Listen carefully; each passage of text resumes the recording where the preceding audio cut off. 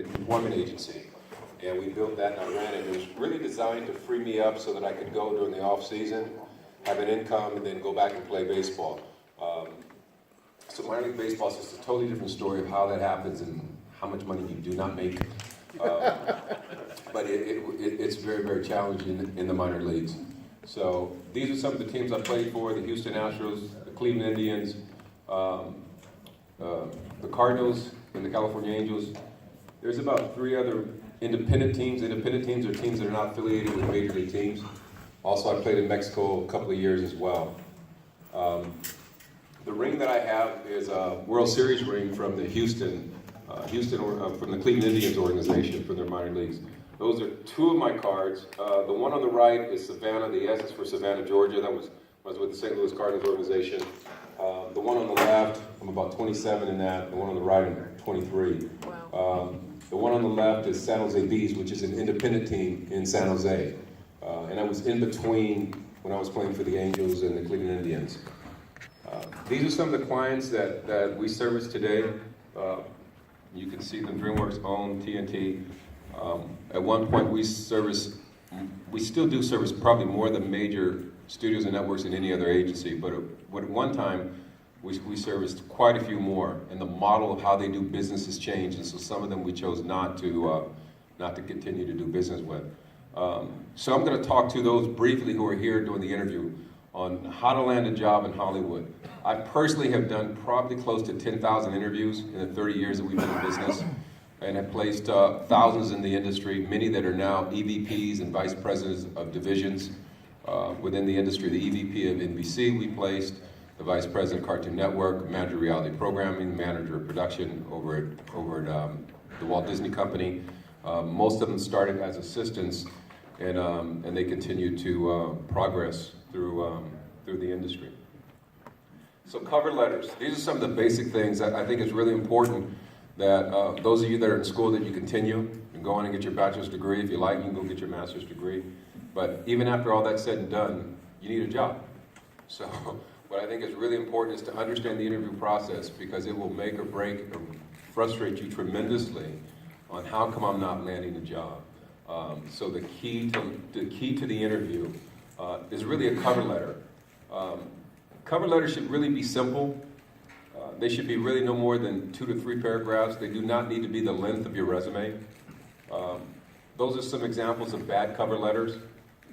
People who just go on and say more about the job that they're applying for, explains their resume all over again. That's an example of a bad cover letter, one that doesn't give you a break, and as you can see, you have to kind of read and guide through all that. Some of the good cover letters, always addressed to someone. Many times people put on a cover letter to whom it may concern. If it's possible, find out who the person is going to receive that. If not, if it's going to be HR, you could address it to your HR person. And you can see some of the other mistakes that people often make. Doesn't need to be more than a half page. Tell them why you're contacting them and why you're applying for the job.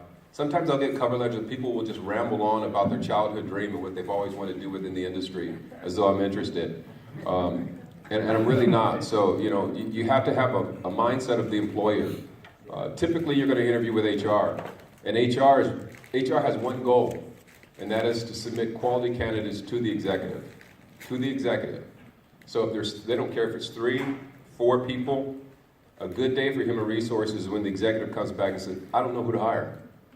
So your goal is to have a mindset of human resources. Can I present myself in a way that they will want to present me? If you do that, not only will they tell you about that job, and if you don't land it, they will tell you about every other job that they think that you're qualified for as well. So there's some good things that this person said in this cover letter. We had some problems challenging formatting it. But I always tell people, don't take away the decision-making of the human resource person or the executive to see you. A lot of times you can end a cover letter with, if you feel that I'm qualified, I'd love the opportunity to meet with you or to speak with you over the phone. Empower them. Don't take that authority away from them.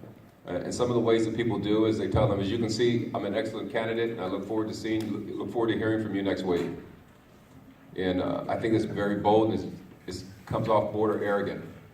So it's something that people don't usually do. They don't stay humble. And I think it's really important when you're communicating with people that can employ you that you show a sense of humility. Humility is really a modest view of one's own self, a modest of one's importance. It's a modest view of one's importance. So a lot of times people will come in the room and they just feel they're so important, and you're really not.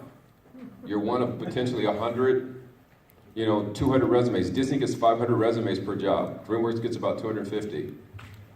So the biggest challenge that I find with this generation that's coming that's looking for work is that they're just arrogant.